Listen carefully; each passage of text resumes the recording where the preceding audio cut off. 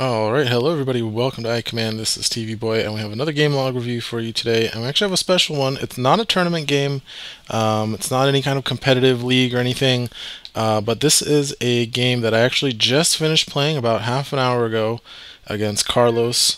And this is a game that I played, and it's a game that was really, really close, and it was a really cagey game, and it was probably one of the most fun games I've had in a long time.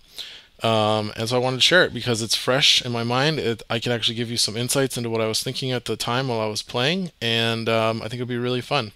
So also, it's kind of our last chance to not be playing season 8 stuff, so I wanted to kind of get this out as soon as possible, so hopefully you guys can enjoy it while we're watching all the season 8 spoilers coming in, and before we have to all start playing and play testing those cards for months and months at a time. And I'm sorry for my cat in the background. I just fed him. I don't know what his problem is, but we'll just have to deal.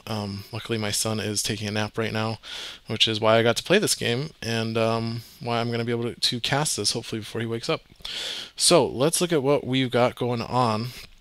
We are playing on priority message. So this is the Usker Entertainment District with the droids, the courier droids that are worth 6 points and move 6 spaces across the map. I am playing some smuggler nonsense. I'm actually playing a slight variation on the kind of standard IACP smuggler synergy list, but I am using Lando instead of Cassian. So normally this list plays Cassian because he synergizes so well with Ko-Tun and Hera, giving out 4 damage power tokens that then give out 4 rerolls and minus 1 dodges with Ko-Tun's abilities. So really efficient with this list. However, I am running a minor variation where I'm actually running a Lando over Cassian, and that's really just because I really love Lando, and I always looking for an excuse to play him. He's one of my favorite designs, a card that I worked really hard on designing, and he's a ton of fun in my opinion. I really love just the way he manipulates the dice. It's so flavorful and so rewarding when you get it right. So I'm using Lando in this list. The rest of it is standard smugglers. So you've got Han Solo, you've got Jin Odan, then I've got Ko-Tun as well, Hera, Gideon, 3PO, and R2D2, and heroic effort. And my list is kind of an experiment, not only to use Lando for fun, but also I wanted to try out seeing how much value I can get out of the cunning ability that is on Han Solo and Jin Odan. So there are a ton of ways to add evades in this list, especially command cards. Like I have Veteran Instincts, I have Smuggled Goods or Smuggled Supplies, and then I've got Ko-Tun, who's one of the few ways you can get evade power tokens in Rebels. I actually don't think there's any other way to do it without using like Saska to bring in a Claudite or something, which is another interesting idea. But and actually that might be pretty good now, because Claudite is 4 points, or is it 5? I think it's 4, so that's 8 points. You're actually paying 1 more than with Ko-Tun, and you get less of an attacker, because Ko-Tun's really good attacker as well for 7. But yeah, so that's kind of what I'm doing with this list. Also trying to see if I could tune it to be really good against ISBs, or at least be not such a terrible matchup. Because ISBs really hose defensive smugglers. They hose on the lam, they hose run for cover, but they don't stop defensive power tokens. So stuff like smuggled supplies and veteran instincts and Ko-Tun's defense tokens, you can all still use those against those ISBs to get extra bonus defense. So kind of an experiment there. And I'm playing against Carlos, and it's a little bit of a mirror match. We've got Han Solo and Jin Odan on the other side as well, but I think other than Rebel Care Package, it's pretty different from there. He's got old Saska, so new Saska is 4 points from season 3, but otherwise completely unchanged from her original incarnation, and that is being used to bring in IG-11. And so he's got 2 queen pieces there, Pocket Ace with Jin Odan, And then he's got Rebel Care Package, like I said, and then he's got Mern Rin, who is 4-point spy with 9 health. And that's kind of interesting. Mern bringing hidden tokens to mostly Saska and Jin Odan. But in my case, the main thing I have to worry about is false orders, because I have Hera, so I need to be really careful about thinking about if Mern can use Hera against me, against my figures, to get free attacks, free 3 dice attacks against me. I have learned my lesson to be wary of false orders, even though sometimes it doesn't even matter. A lot of times, when it matters, it's really, really important that you pay attention to not letting her false orders your 4-point figures, if you can. Sometimes you just can't, and you kind of just have to let her do it, and that's how it is. So anyway, that's a long time talking about the lists. So let's get into the gameplay. I have initiative here, which is pretty fortunate for me, because that means that I get to choose my deployment zone. And on Uskru, I think the blue one is really good, especially for ranged lists like mine that want to box up around C3PO. So now I'm activating first. We both have 8 activations. I'm going to activate 3PO first here, actually, instead of R2. The reason I'm doing that is because Carlos has 2 spies in his list, Mern and Saska. So I want to try to avoid, if possible, activating R2 before his spies activate, which might give him more information or more value with strat shift or intel leak if he wants to play those like early, so he doesn't have to wait to activate his spies first early in round 2. So that's just kind of something I do that I keep in mind when I play against spies. I try to wait to activate R2 until after they've activated their spies. So you're going to see me activating R2 pretty late here. Carlos activating R2 to draw a card. Oh, I should mention what I have in my hand. I have Cheat to Win, which is actually Lando's key card. I don't think I can actually show it to you, but basically it's 1-point command card, Lando only, and when he uses his ability to reroll one of his dice, you can change that dice to any face. So pretty much you always use it to re-roll his black defense dice into a white and then change it to a dodge. So it's a 1-point free dodge. And that's not IACP, that's straight from FFG. That's unchanged. It's one of the reasons we changed his health from 9 to 8 originally, when we were still playtesting him. But anyway, nobody wants to hear about that stuff. We've got Gideon has activated for Carlos, focusing Jin Odan on his side. I should mention I've given a evade power token to Jin Odan with Ko-Tun. And let's see if I can drag her here. And then I've activated Ko-Tun and given a evade power token to Han. Now, in hindsight, I feel like this may have been a mistake. I totally forgot that with Ko-Tun, to get her bonus for friendly figures, to get that reroll and -1 dodge, you have to spend a power token. So I think giving the evade token to Jin first is correct, but I think that, especially with what I'm trying to do with Han here, to threaten an end of round attack, I should have probably given him a damage power token instead of the evade, because I knew I was going to have 3PO next to him. I also had, I guess I didn't have On the Lam yet, but I had Stealth Tactics in my hand, which 1-point while defending add a white defense dice, which is really good with Cunning as well. Again, trying to shoot for as much Cunning synergy as I can find there in there. But anyway, activating Hera, moving her up to be within range to give a call the shots bonus to my attackers by the terminal.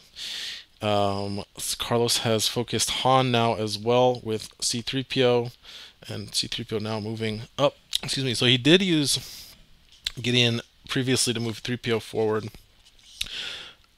I didn't need to do that, but I kind of pointlessly used... I haven't activated Gideon yet, but you'll see here I'm actually making a mistake with him. So I kind of pointlessly move Jin Odan and focus her. What I really should have done here is moved R2 up further so that I could use R2 as a body blocker on the terminal to protect my Han from being attacked. Because really the point here, and I think the reason I wanted to run this list tonight was I saw Han's not doing great in the meta for some reason, and I just feel like a lot of people don't know how to play him or play to his strengths. So I kind of wanted to prove to myself that he's still good by really playing to his strengths and maximizing his potential. Um, Interestingly, Carlos ended up also playing Han, so it's not like we're really going to increase his win rate there. I mean, it will move it closer to 50%, but it won't increase his non-mirror match win rate. But at least we'll get to see him in action. I'm really looking forward to guys seeing him played here the way we play him, the way we both play Han. But yeah, I realize I don't have enough movement points to put R2D2 there where I want to, right up against the door, which would have been really great because then he would have had to shoot against my R2, and I really don't care if he kills R2D2 that much. And R2 is pretty hard to kill because he's got 6 health, he can recover 1, and he has Lucky. So, and I should mention that Carlos's list doesn't really have a lot of great ways to deal with dodges. IG-11 is not a hunter. He doesn't have access to heightened. Interestingly, in Season 8, smugglers are getting a card that can deal with dodges, so that's a thing with double or nothing. So I really still want to body block for Han. I want to put Han right up at the edge of the wall there, but I don't want to put him in a spot where he's really trading end of round shots with Carlos. Especially since Carlos is going to get initiative, I don't have take initiative in my hand. So, that's the other thing, is I'm going to get end of round, start of round attacked on my Han, even though he's got lots of evades and stealth tactics, stealth tactics. And I did draw on the lamb with R2 there, so now I know I have Chi Twin on the lamb, so I'm like, okay, let's just put Lando up there, right? He's got Chi Twin now, he's got on the lamb. I'm trying to figure out where I want to put him. I can't put him, the reason I'm not putting him up to one to the right is I want to be able to get an end of round attack with Han. So I realize I might need to put him one space south of the terminal there if Carlos doesn't give me a good target. Because then if I put him here, I do have line of sight to Jin Odan from there. But he does go ahead and move IG-11, so that's great. I would much rather attack IG-11 than Jin Odan, especially when she's standing right next to 3PO. So I go ahead and move Han up. He's got a great end of round shot here on IG. Carlos also has a great end of round, but he doesn't actually go for it, interestingly. I thought this was interesting. He was probably being careful to play around, take initiative maybe, but if he had put his Han right under IG-11, I think that would have been actually really good for him. I mean, he wouldn't have been able to return fire my Han, I guess. But he would have at least had an end of round shot here against Lando. And I feel like you always want to play to give yourself an end of round shot with Lando. All right, so I move we're at the end of end phase. So the tricky thing about this map is you move your droids first and then you open the doors. So I kind of brain farted here. I put my droid in the middle because I didn't want to give him free attacks on it if he doesn't want to like come up and commit to attacking my figures that are all boxed up.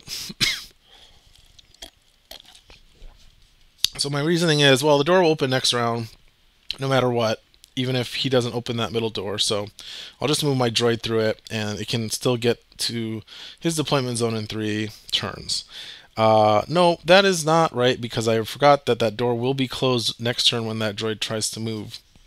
So a little bit of a brain fart there on my part, but we're going to see that I work extra hard to make up for my mistakes, both in Imperial Assault and in life.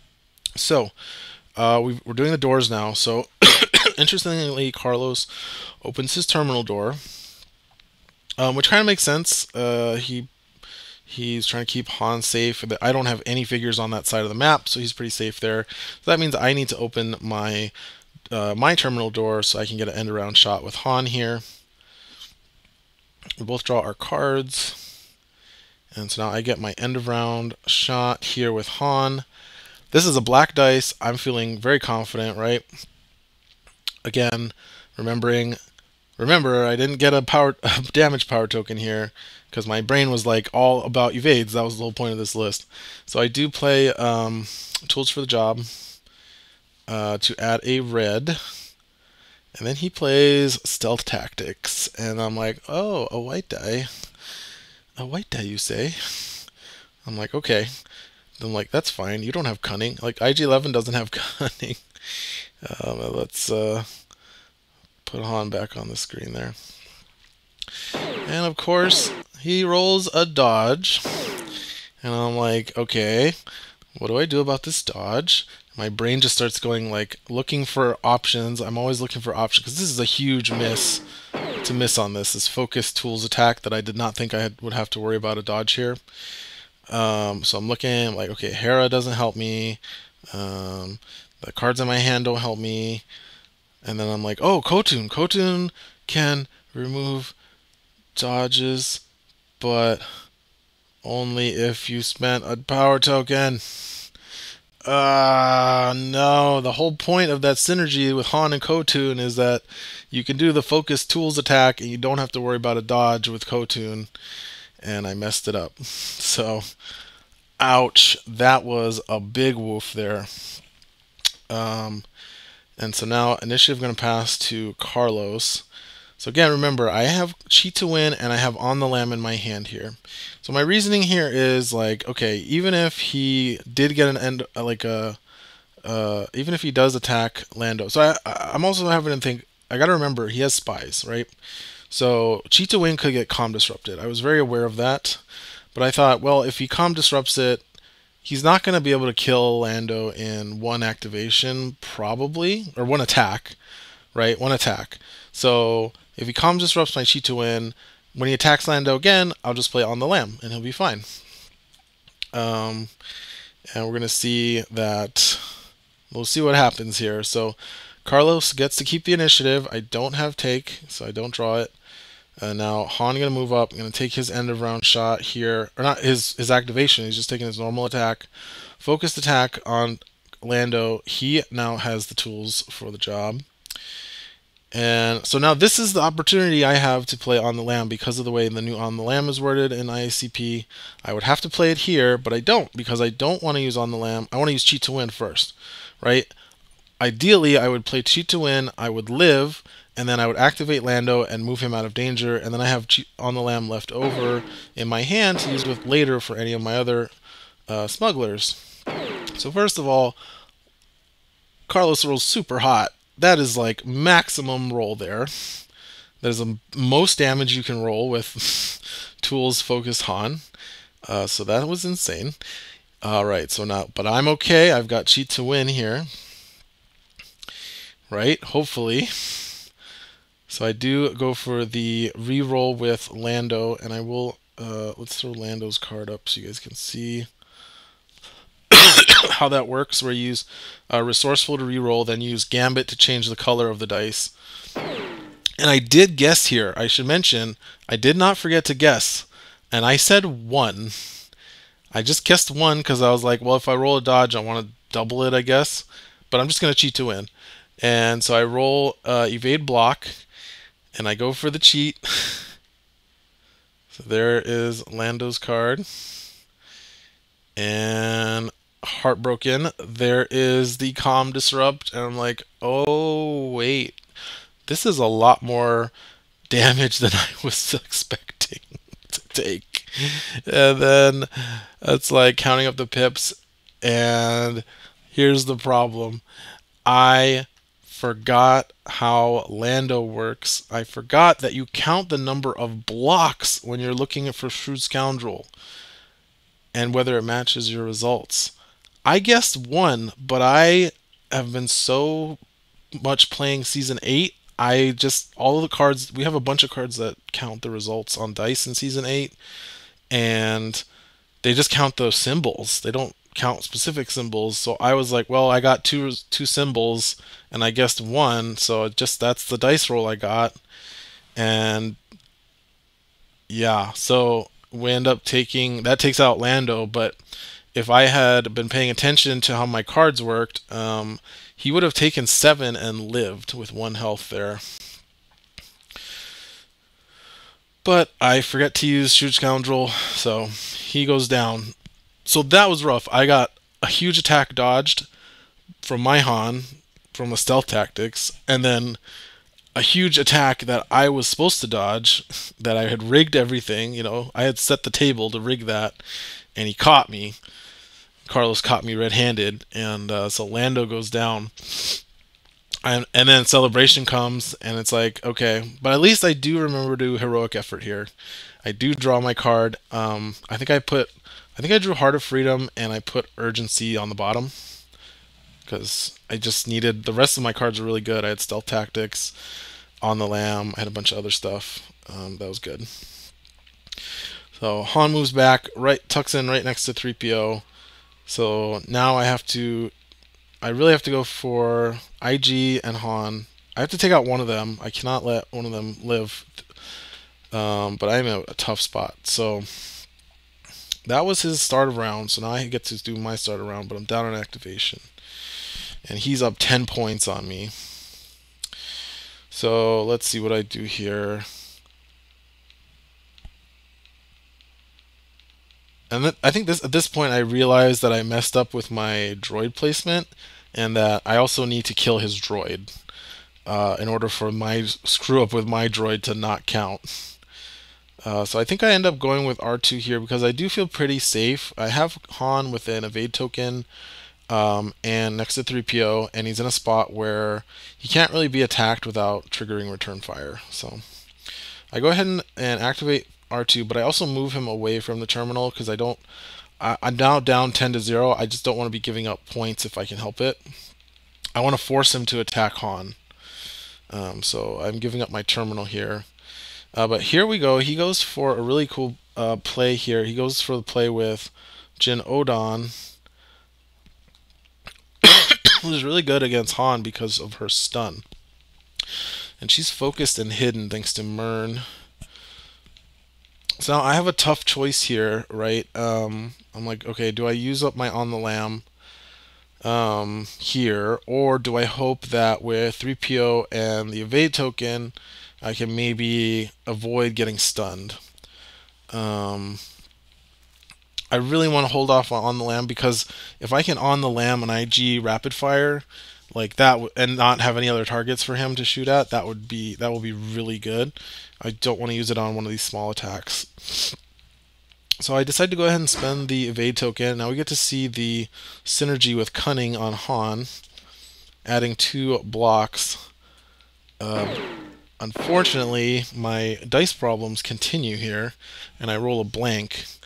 Now, if I had rolled a block evade, she had +2, 3. I think I still would have gotten stunned, but I would have only taken 1 damage. But I end up taking 4 damage and getting stunned. She rolls so hot.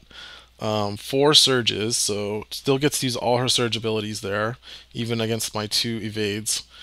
So really good for him. And then he ends up using Sidewinder to move her back into safety. And takes the damage for that off the strain. So now I'm in a weird spot. So first of all, that prevents me from using return fire, so that sucks. Second of all, I'm now in a position where on the lamb is now disabled for my Han unless I activate him next and remove the stun. But I really want to activate Ko-Tun next so I can give him another evade token. So I think, what do I end up doing here? Oh yeah, so I think this is where I decide to return the favor. So he's already activated his Han and Jin. He only has IG-11. IG-11 does not have any attacks right now. So I figure, okay, well, if I do this, then you lose all your attacks with IG, and then I don't have to worry about my on the lamb being dead. Because I don't really want to activate Han right now.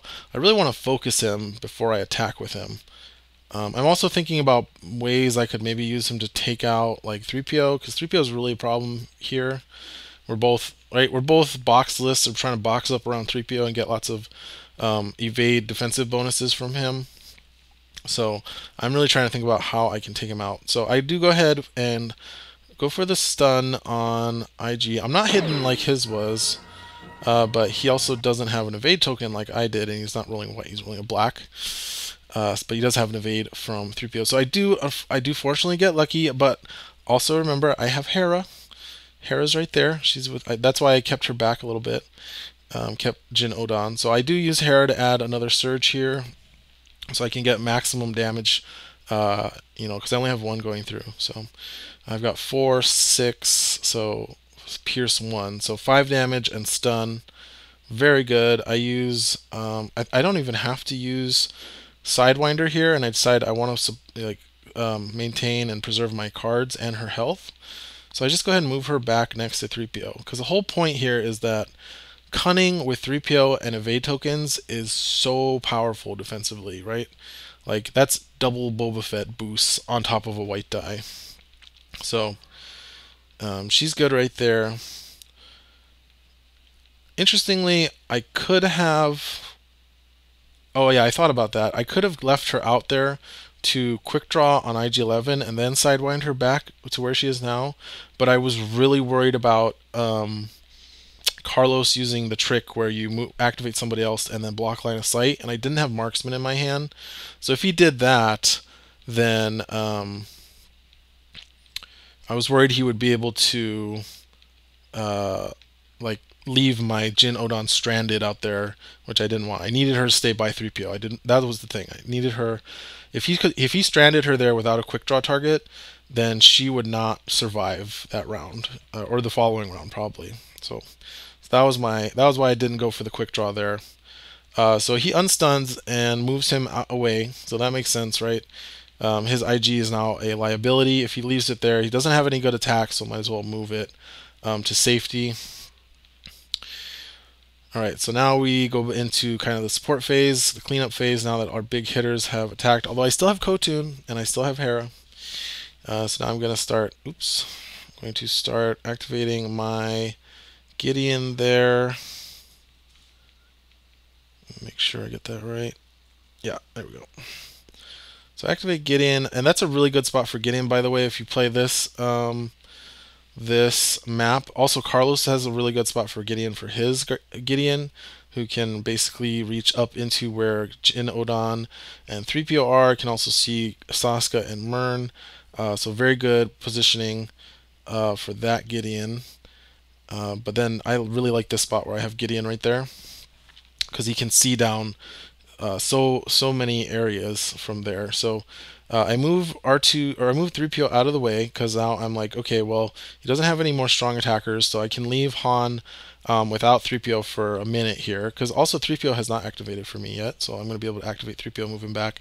The reason I did that is because I need to be able to focus up Ko-Tun, so I need 3PO out of my way to do that, and I need Ko-Tun focus because I want to try and one-shot this droid. Alright, so 3PO activating, going to focus up Han. I'm going to move up one space. I'm not sure about that.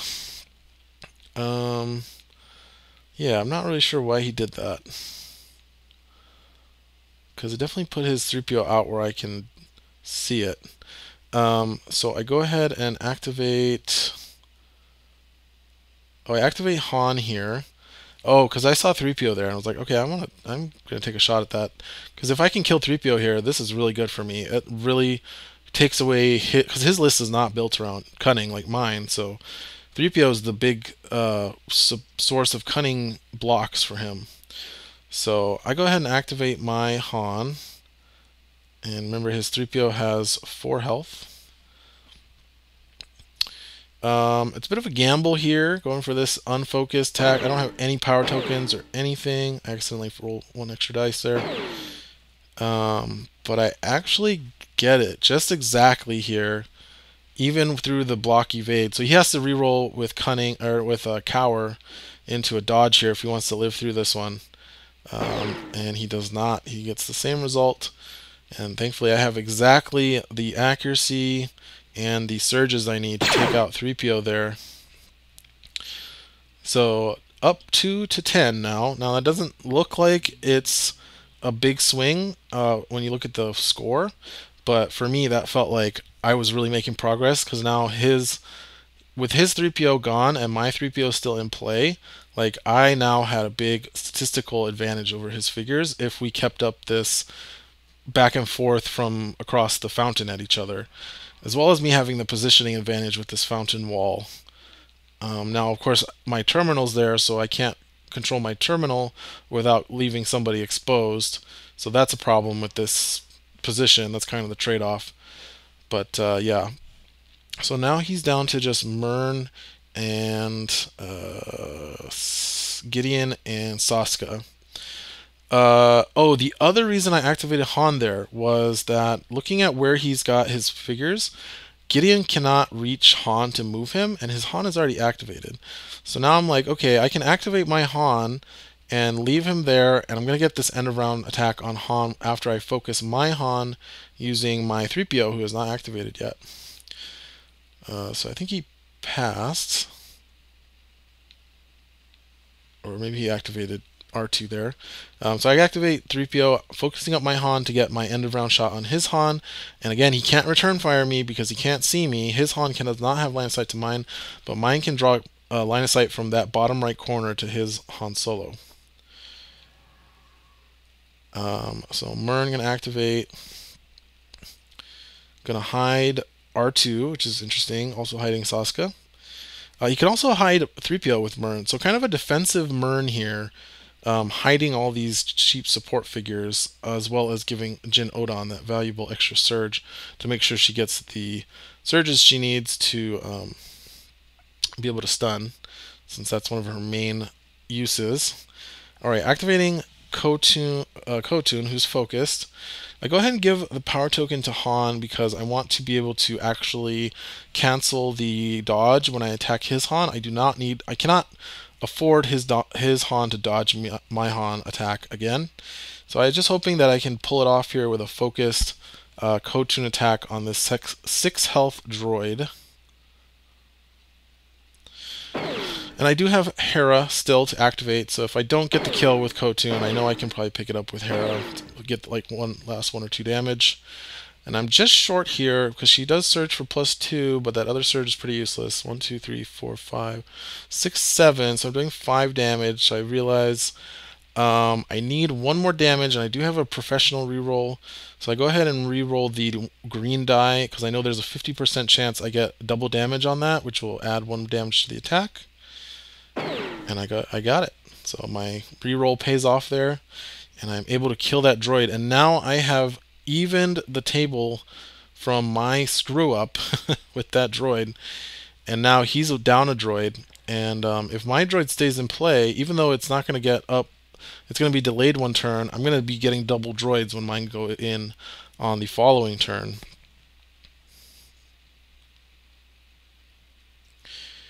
Alright, so we've got Saska. So now Saska's got me a little worried because this is not season 8 Saska. This is season 3. She's got a grenade. It's not a good grenade, but it is a grenade, and all my figures are totally bunched up around 3PO. And if he rolls a double damage on that grenade and he grenades me, like, you know, that's gonna put a lot of my figures into kill range that otherwise should be able to just barely survive. Like, Hera does not want to be at 5 health. Ko-Tun doesn't want to be at 9 health, and Jyn Odan does not want to be at 6 health because it messes up my cunning math. So, a bit perturbed to see Saska rushing the door there. Alright, so nice thing is, now that I don't have to activate or use Hera to move and attack, I can play black market prices. This is another card that is part of my tech against ISBs, trying to see if smugglers can counter pick against ISBs. The idea here is that, like, I still have to play On the Lam in this list. You can't play On the Lam with smugglers, but On the Lam is terrible against ISBs. So if I'm playing against ISBs, I would love to be able to black market prices, discard my On the Lam, which I will not be able to play against majority of ISB infiltrator list attacks, and get 3 VPs for it.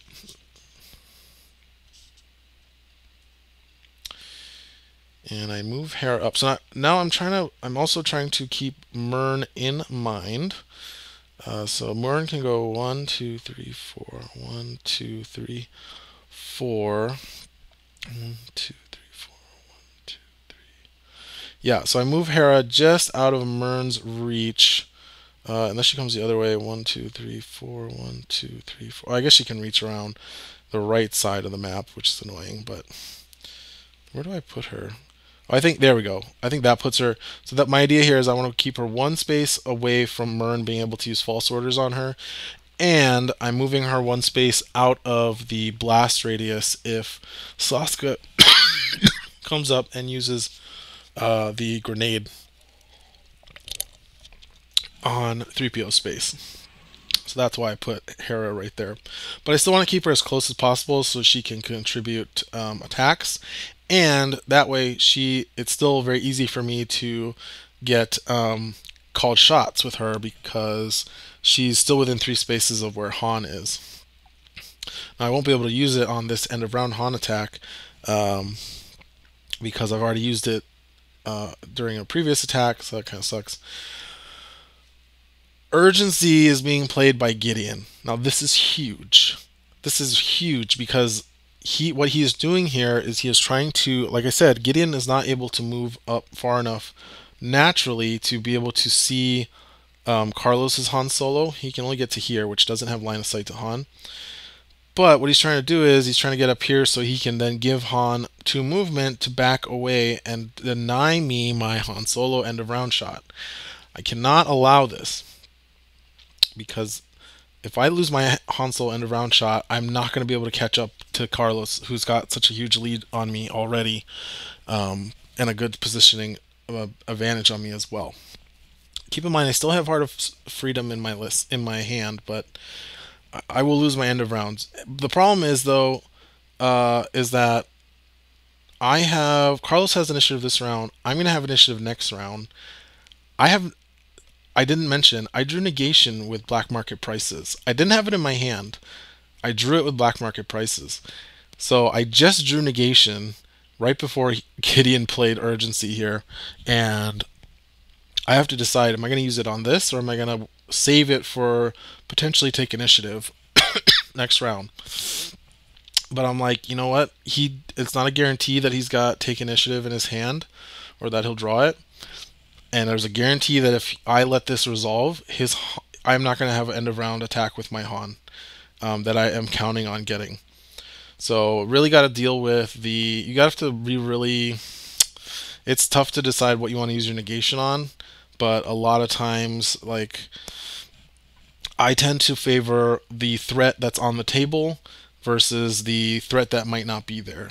You know, there's a saying in Magic, you make them have it. So this is what I'm doing here. I decide I'm going to negate this, and I'm going to be like, okay, I'm going to make you have that take initiative then.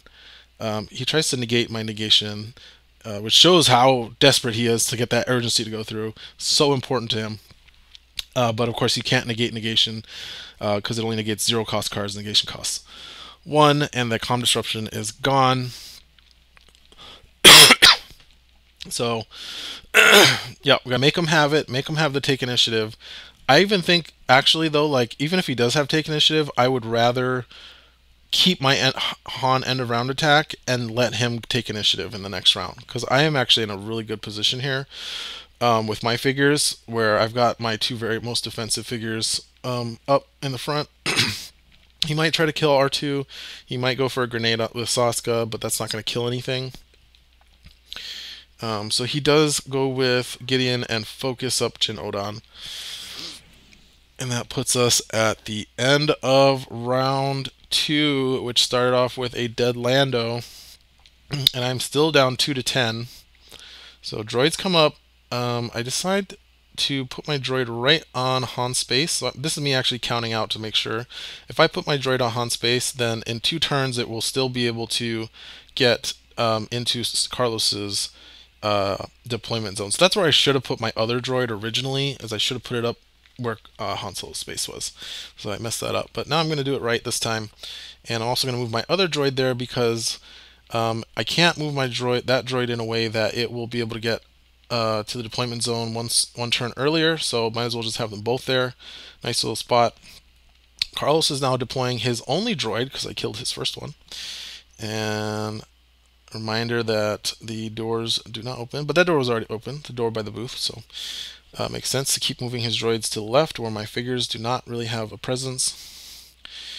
Alright, and now my Han going to do his end of round attack, this time remembering to spend that power token so that I have Ko-Tun with dead precise, so if I don't have to deal with a dodge if he rolls it.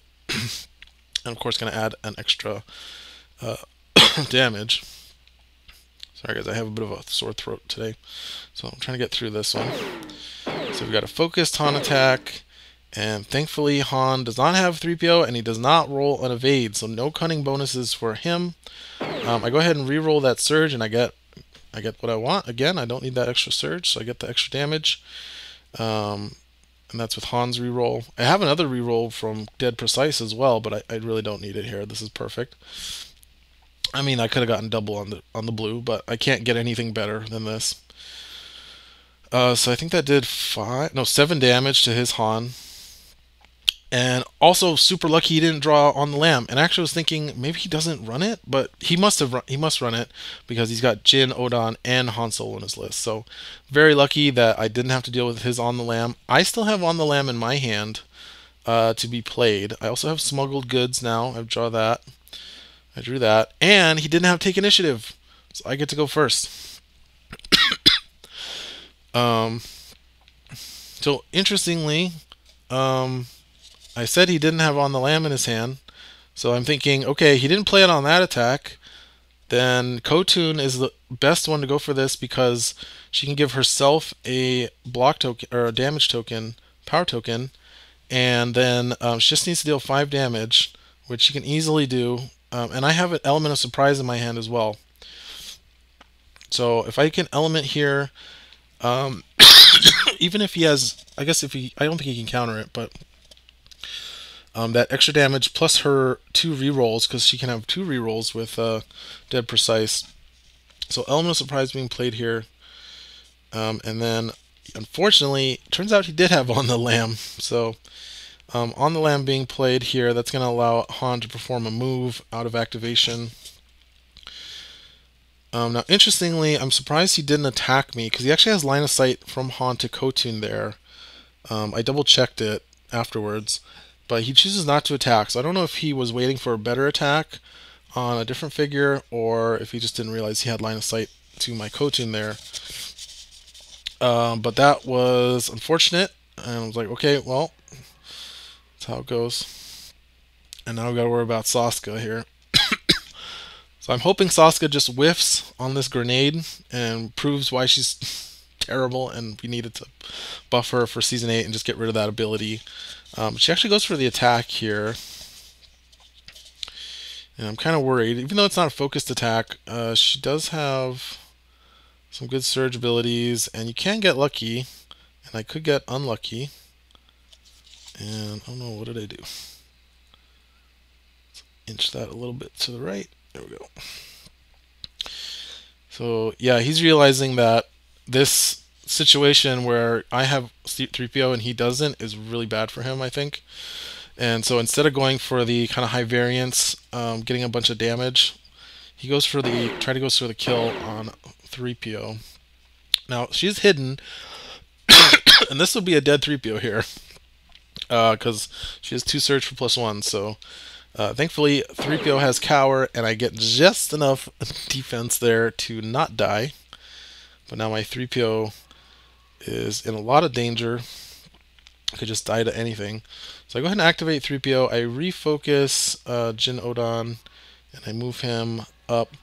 The reason I moved him there was... Why did I move him there? Oh, because I realized I was going to have to move R2-D2 out of the way with Gideon, or just activate him to get him out of the way, so that I could have Gideon focus Han. So I knew that R2 wasn't going to be able to be there to body block for 3PO, so I just go ahead and move 3PO all the way behind Hera. So now it's kind of like, okay, Jin and Han are on their own. They don't have distracting to trigger cunning, but they do have still their evade tokens, and I have some tricks in my hand. I still have stealth tactics.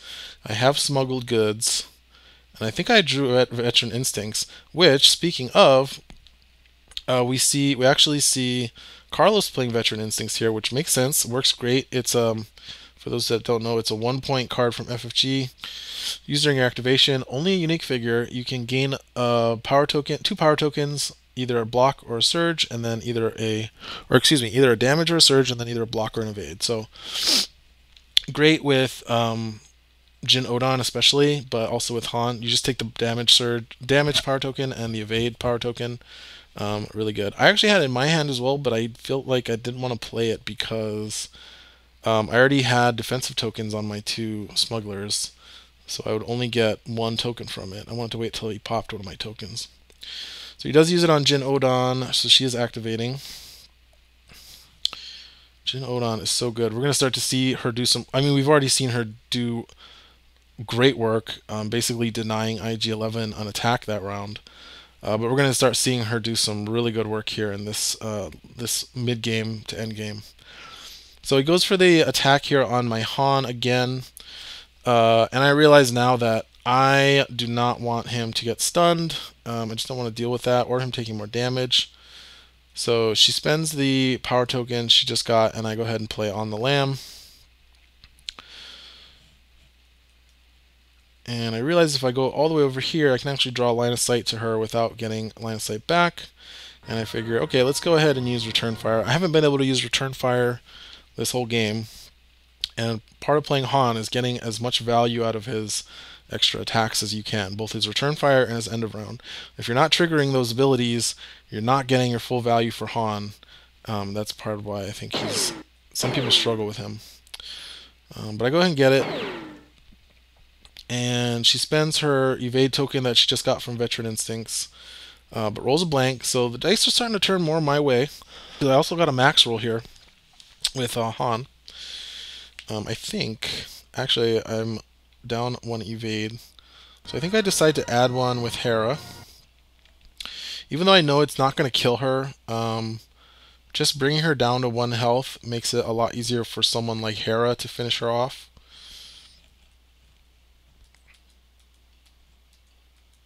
Okay.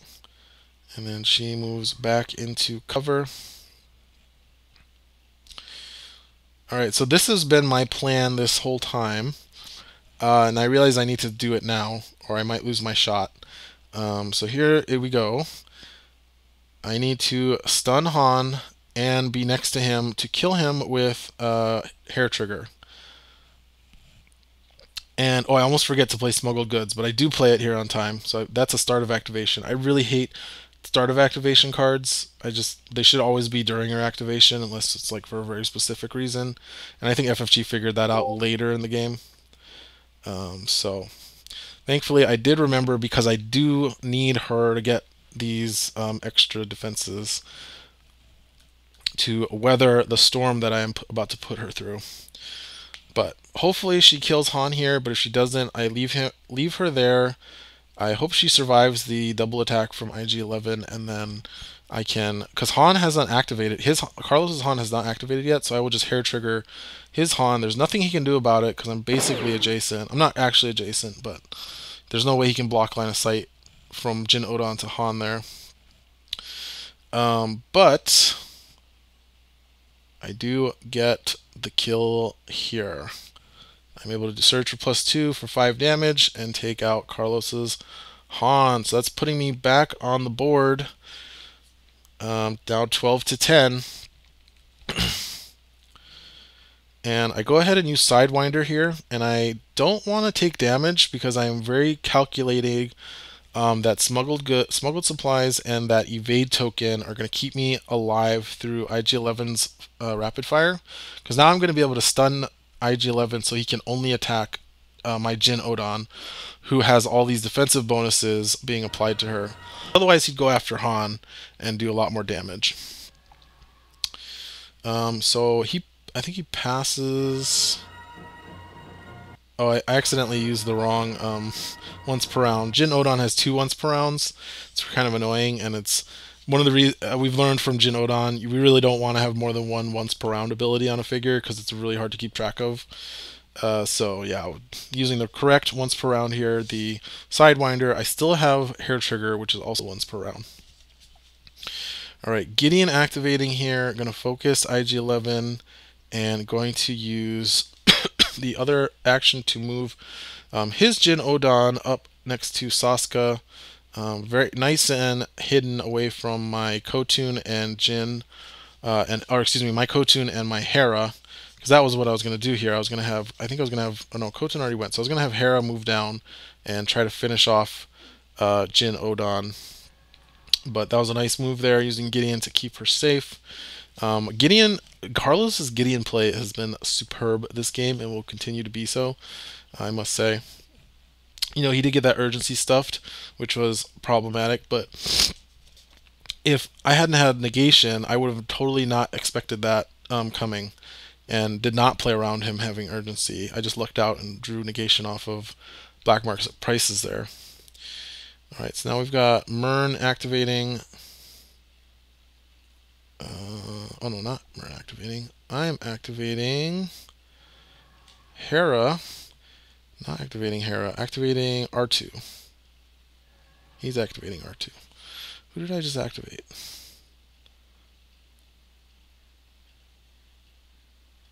I think I activated... I'm not sure. Yeah, well, I'm activating R2 here. I go for the draw. Now I can actually focus... oh no, I activated Gideon.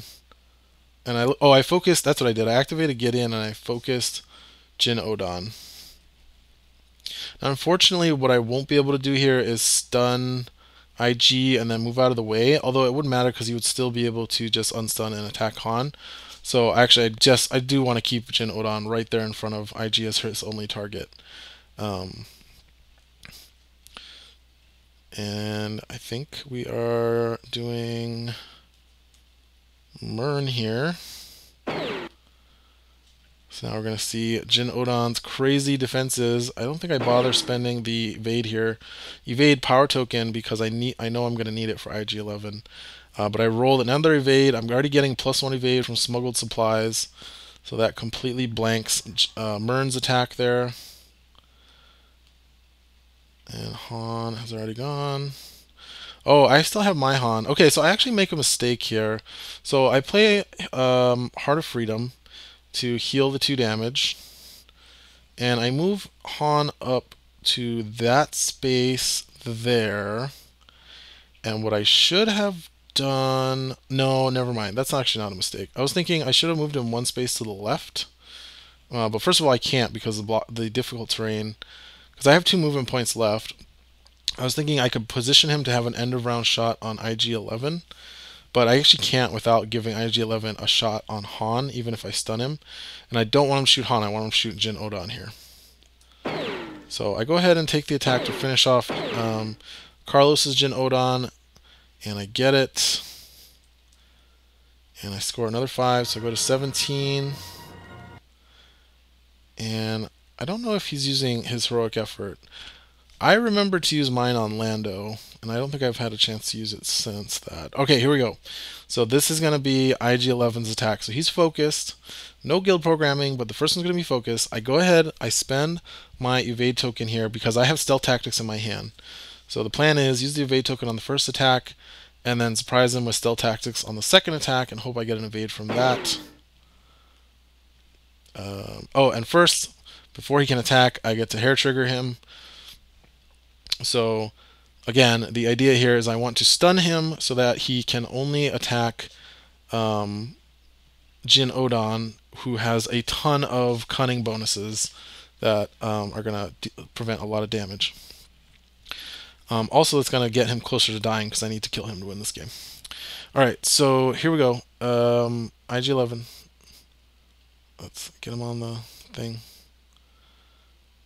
Very good figure, only held back by the fact that he's not a hunter, so he doesn't have a lot of cards, but, you know, rapid fire with a 3-dice attack, very good, and a reroll. He is very, very good. So I spend the power token here, so I get the +1 block from Cunning, +1 evade from the power token, and then another +1 evade from smuggled supplies, which I played during her at the start of her activation. So that's going to trigger cunning again, because there's no once per attack on cunning, which honestly there probably should have been. But that's the whole point of this list, right? Is to abuse cunning so that Jin, Odan, and Han Solo become incredibly tanky figures. But he rolls insanely well.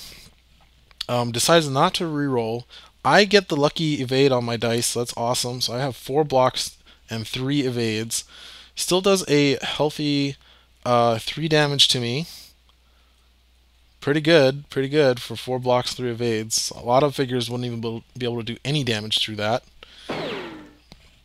Second attack, I play Stealth Tactics on this one, and I'm still getting the +1 from evade from smuggled supplies, which is what makes it so strong with Jin, Odan, and Han. The only problem with it is that you can't play it defensively. Looking forward to playing that on Sokka with smuggled supplies and portable energy shield, which gives Sokka cunning and gives her another evade token in season 8. So I do get a block with the stealth tactics and an evade from the original dice, which is awesome. Doesn't matter, the evades don't matter, but they do add a block, so that's good. So 3 blocks, and I take 2 damage. So from a focused IAG-11 double tap, thanks to smuggled supplies, evade token, and white dice from stealth tactics, I took 5 damage, and Jin, Odan did not die. And now looks like I'm down to Hera. So I think about what I could do with Hera. I could take a pot shot, but it would be like range 8 against a hidden Sokka. And then I realize I really need to keep her up and away from the fight, because I don't want Carlos to use false orders on Hera to have Hera kill 3PO. So I move her to a spot where she doesn't have line of sight to anybody except for R2-D2. I don't mind her attacking R2-D2 with false orders. She's definitely not going to kill R2-D2, so that would be kind of a waste. And that's going to be end of round, so the initiative is going to come back to me. And no, so now I do get to score. I'm not scoring. I'm double checking to see how far I need to move my courier droid, because I don't want to just put it where it's going to get attacked easily. So I put both of them right there, right underneath the fountain, and from there they can both get into the deployment zone with a move 6 next round. All right, and now so I have 3 courier droids on the table, and Carlos has 2. And I am up quite a bit on advantage now. I've only lost Lando so far. I still have my 3 big hitters and my support hitter. And Carlos is now down 2 of his biggest figures, Han and Jin Odan. He's down to just IG-11. And I do my end of round attack. I play marksman so I can actually attack IG. Now the thing is, I don't actually want to kill IG with this attack. Because if you kill him, he blows up, and he would blow up on both Jin and Han, and he could potentially kill Jin with that. So I don't want to kill him with this, but I want to. I know that I might not kill him with a quick draw or a hair trigger, since Jin is no longer focused. So I just want to deal some damage to him, soften him up, get him down to 1 or 2 health. And I end up doing exactly that, even with the reroll. Now the nice thing is, you don't have to spend surges on your damage ability. So if I had like gone overkill and killed him, I could just be like, okay, well, I'm not gonna spend my surge on that, and I'll just deal 2 damage or whatever. But I get perfect. I get 3 damage, just enough to put him at 1 health, but not enough to kill him there. And so Carlos has initiative now. Forgot. And so he spends quite a bit of time thinking about his next play here, because it's tough, right? Because if he activates IG-11, he gets hair triggered, and he basically loses his first round activation, and he passes to me, because then his activation ends with his IG dying to hair trigger. But if he doesn't activate IG, then I'll just activate either Han or Jin and kill IG before he can activate. So he's in a really tough spot. I really like this play that he comes up with. Activate Gideon. Go after Jin Odan and play Element of Surprise. And now I am totally out of cunning triggers and cunning tricks, and denies my chance to dodge and denies my ability to use cunning. So he just needs to deal 3 damage with blue and a green. Should not be difficult. He has Surge for +2. I think it's almost impossible for him to miss. It's like a 1 in 36 to not kill Jin here with Element of Surprise. And he gets it. 5 damage, easy. So kills Jin, goes up to 15. And now I have to use Han to kill IG-11, but I don't get to use Han. Oh, hi, buddy.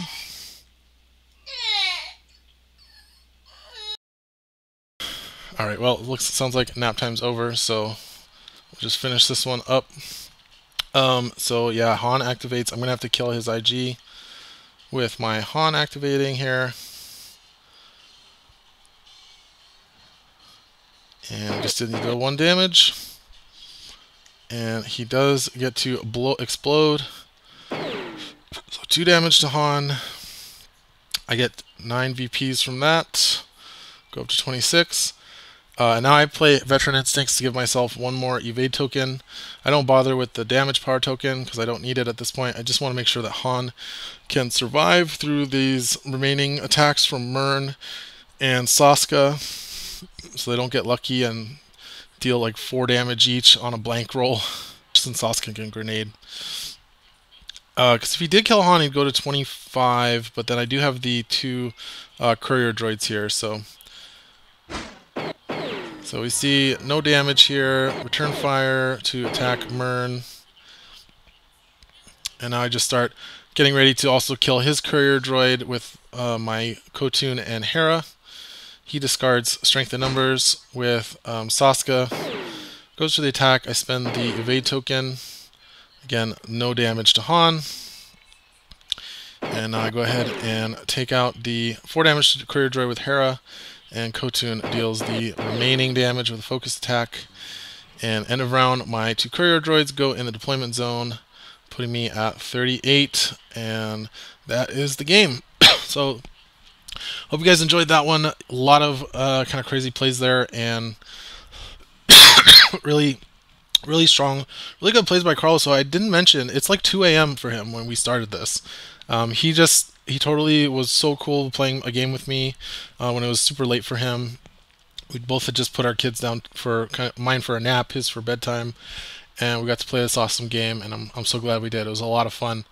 Really started on the back foot for me, but I told him I feel like I play harder when I feel like the dice are against me, and so I was really trying to play to my outs, and I think he did really well considering how late it was for him. So thanks everybody for watching. I appreciate everybody who supports the channel, and we'll see you next time.